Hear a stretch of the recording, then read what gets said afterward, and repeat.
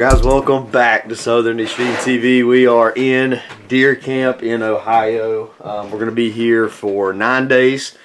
Weather looks a lot better this year than what it looked like last year. Last year you've seen no videos out of Ohio other than the late season muzzleloader, which me and Dad came back up for. Last year was tough. First year we came, it was fantastic. 5, 6, 7 videos. Bucks running around everywhere, rattling bucks in like crazy. Just a super cool time, and we're thinking that the way that the week falls, it's gonna be a pretty good week. We just need the weather to stay cold. It's about 40 degrees out there right now, which is it's okay. We really want it to be down into the 30s. That's when we really see some deer activity going through the 30s and the 20s even. But at the end of the day, they've got a rut, they've got a feed. And we're going to get up and try to shoot one. So we just got into camp. It's 2:10 a.m. We got everything set up, all the camera gear, book bags, bows, all that stuff ready to rock and roll. I think a couple of us are going to wake up in the morning and go to a known spot and hunt, scout our way in, scout our way back out. And then we'll spend a good part of the midday tomorrow covering some ground, trying to scout stuff out, looking for sign, looking for new areas. Hopefully it's going to work out, and hopefully we got a lot of videos coming your way. Might be one video, might be 7 videos. Who knows what it's going to be. But thanks for hanging out. I'll see you guys in the morning. Guys, we were driving in and seen a real big buck in standing beans. So I went to this spot, which is where I hunted last year with a muzzleloader late season. And I've already got a really big scrape of deer coming off this ridge. I'm going to set up on the ground somewhere right in here.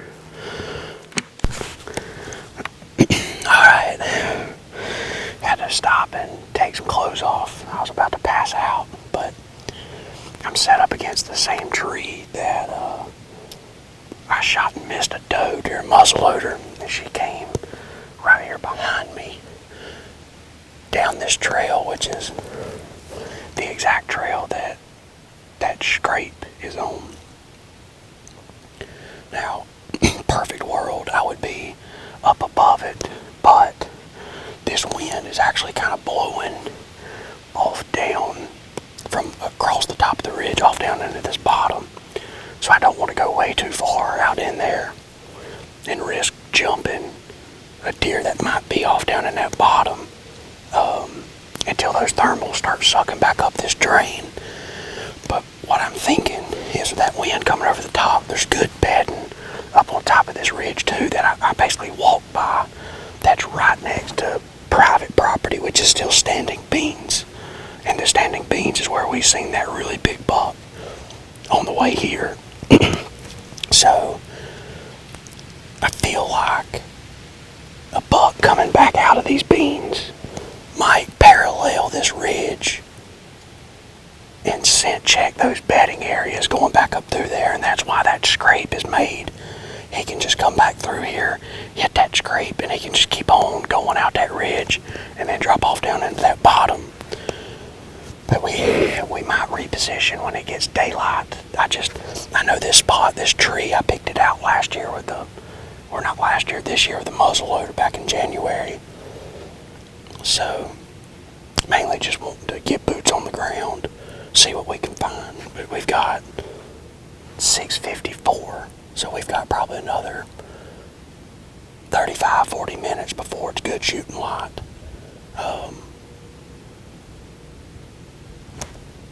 Let's see if we can get it done. Guys, I can hear a deer down here horning a tree.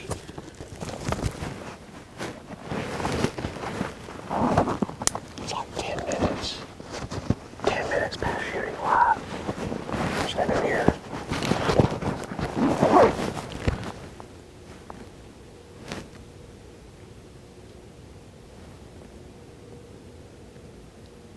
I was standing here glassing this bean field.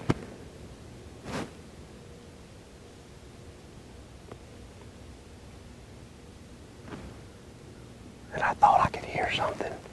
My wind is kind of carrying, not really like this, actually carrying like this.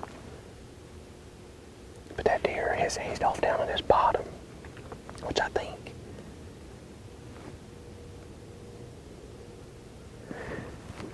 if I could hear him walking, I think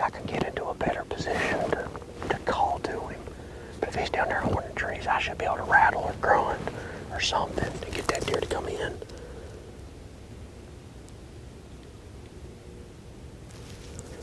I got a little too thick of stuff right here in front of me. But I may need to try it. 'Cause my wind's perfect.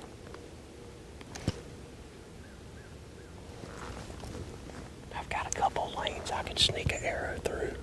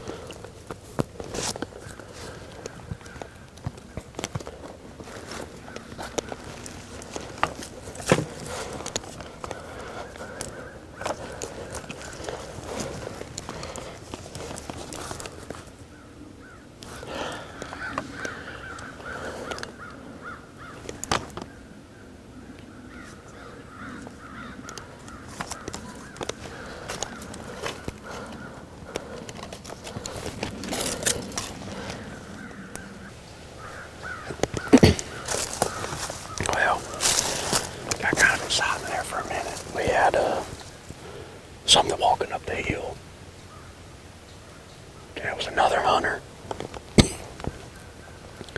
Don't know where he came from.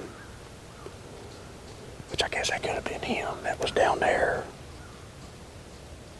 putting all his stuff together. He walked right here on the other side of this laydown.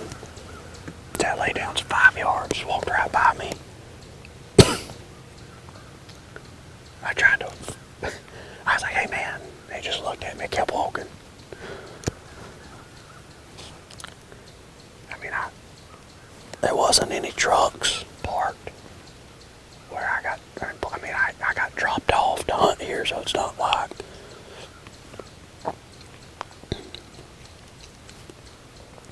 Not like we walked in on him on purpose. I never seen him. Which he come from way off down there in the bottom.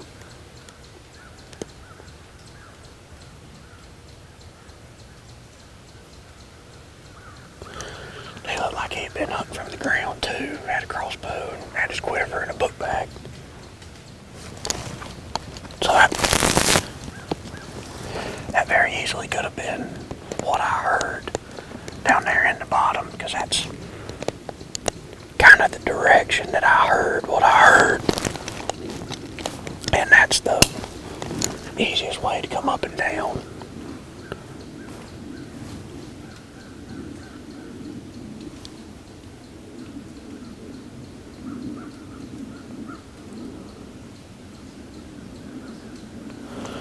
As we knew this was going to be a struggle this week, trying to get away from hunters.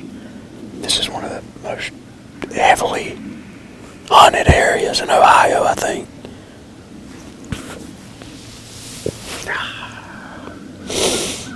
It sucks. It sucks big one. What do you do? I mean, I'm glad I didn't push off down in that hole now. That could have been, I mean, that'd have been real bad. At least I was back up here on this side. But I mean, it's still early. There's bucks and stuff that live on this property. So he's probably running deer all over the place, coming in and out of here. I just wish I knew exactly where he was hunting. Because if he was hunting just right off, like literally straight off in front of me, then he hadn't bothered anything at all. But now if he was way back in there, then that's a different conversation. Well, giving it just a little bit of time to let things kind of die down from that hunter coming out of this bottom. I think I'm going to scout out this trail and out this contour line that scrape is on behind me. There's several rubs and horn trees going like down, up and down this ridge, and I'm assuming that that's a deer, a buck walking this fence, this field edge. Basically, checking this field as he's coming and going from bedding to feeding.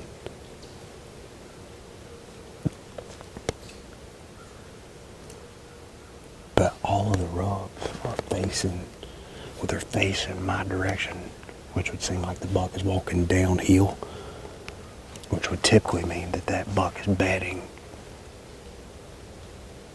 back behind me.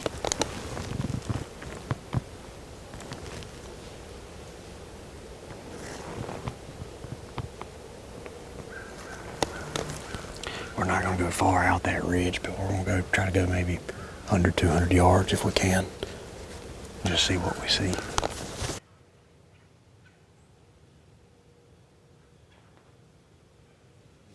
And we've been scouting midday.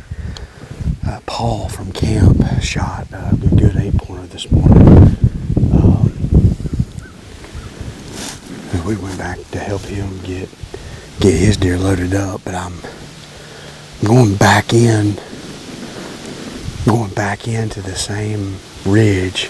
There's just so much sign here compared to some of the other places that we looked at. Plus, I mean, we've got the standing beans here. The beans are on private. I'm walking the edge of public and private. All the public is all these woods, and it goes for a long ways. There's a pretty good bit of hunting pressure on this track, but it's mainly deeper into these woods. So I know we had that one hunter come up through here, but who really knows if he's consistently hunting here or what's going on. So we'll try to ease down in here. We're in here early, about 2. That's right at 3 o'clock. Just really trying to, take our time and not work up too much of a sweat, because it is warm out here today.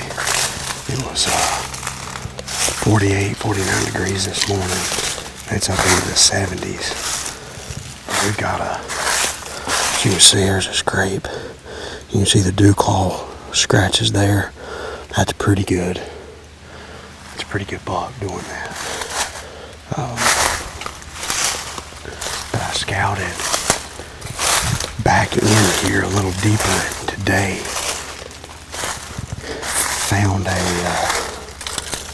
Found another hunter. So I backed out. He was back in there a pretty good ways. But in between me and him, there is a pretty large amount of scrapes and horn trees. So I'm thinking they're using this little funnel as a staging area to get into the beans. So we'll get down there and get up in a tree, see if we make something happen. Well, guys, we are set up. This tree was a little, it wasn't difficult to get set up in. It was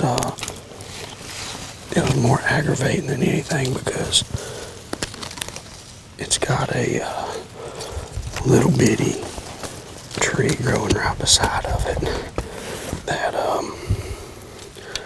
made it a little difficult for climbing with a book bag. But I believe that we're all right. We're here and set up. It's 3:24. So I mean, that's not terrible. We got set up in 20 minutes. So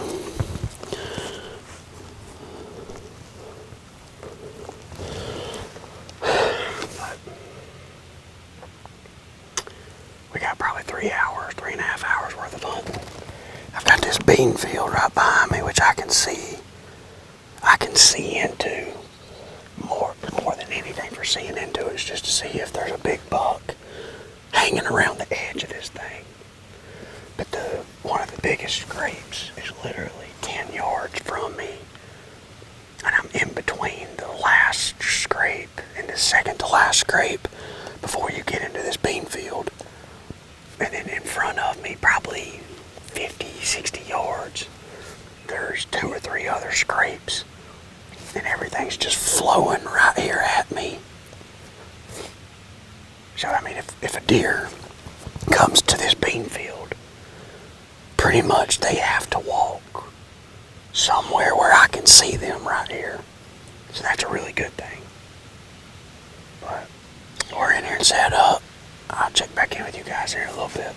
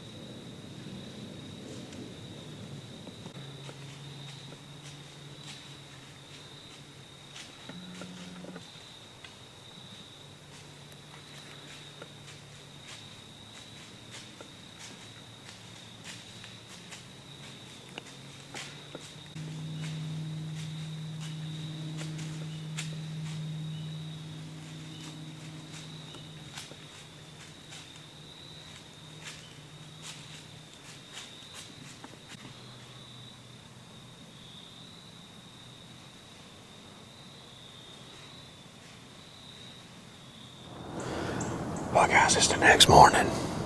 It's a beautiful morning. So beautiful that just had another hunter come walking by me.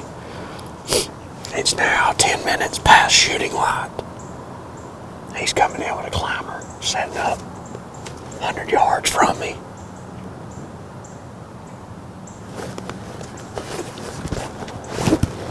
If anybody watching this channel knows anyone where I can actually hunt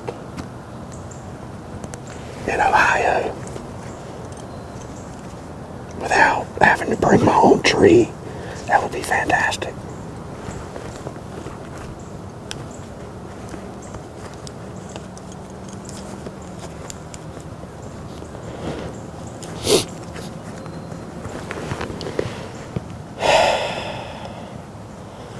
That's unbelievable.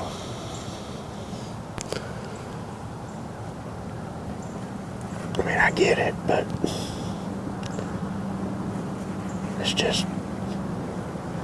it's depressing is what it is, trying to find. You can't find anything to hunt, nowhere to hunt.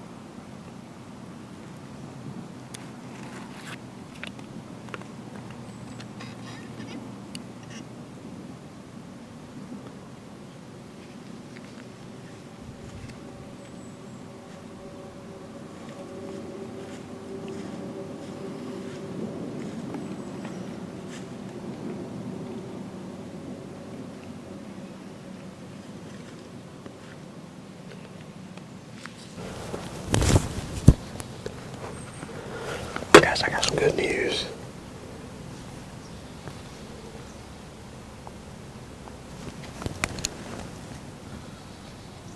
John Boy just shot one.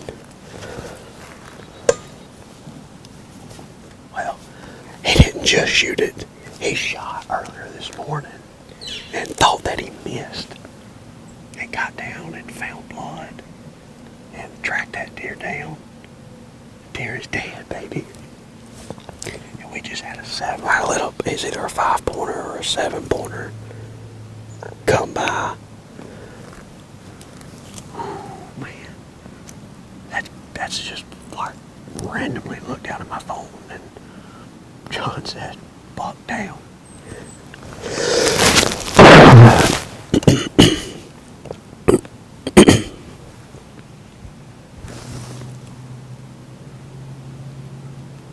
I was literally about to pack my stuff up. And I thought I heard something walking. I seen a deer coming.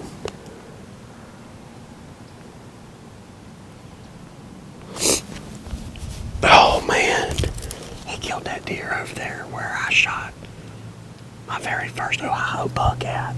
Him and Dad both are in there hunting.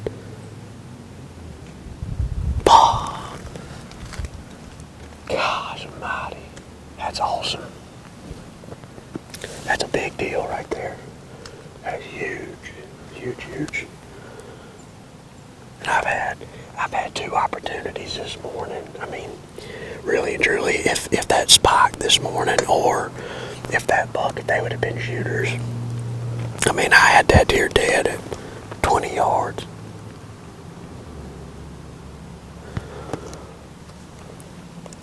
It's amazing how, like, certain places typically show the exact same type of deer every year. The past 3 years, pretty much every year we've been coming here, you always see like spikes and like a small 8-pointer or small 7-pointer in this area. But I've only ever seen 1 shooter buck.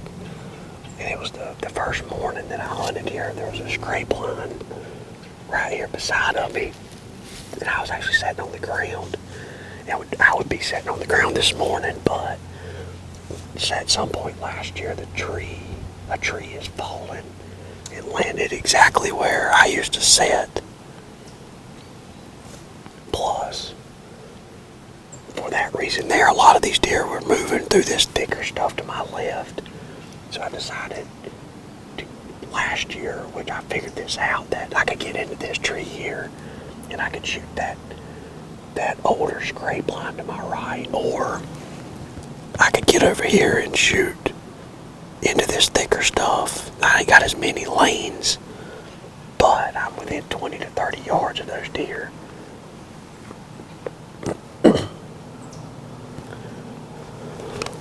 We got 1 buck down, man. That is awesome. Alrighty. We got John Boy. We got Dad. We are headed to go get John's deer. Super excited about this. This ridge has produced two good deer. The first year we came, I was all over bucks. And finally shot and missed one, and then finally shot one. So a lot of opportunities on this ridge for sure. We're gonna work our way up and get up here to this deer and let you guys take a look at it.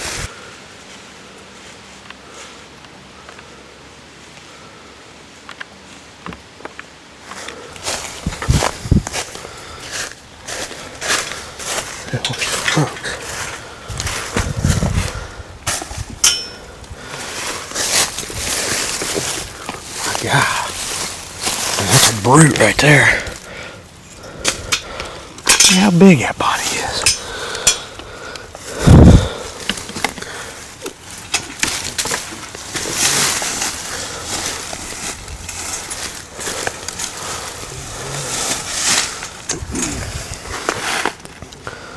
Well, guys, we are up here at John Boy's deer. What a just a out of left field deer. We knew that this ridge was good. I obviously back in first time we come to Ohio, I seen several bucks and shot my buck off this same ridge.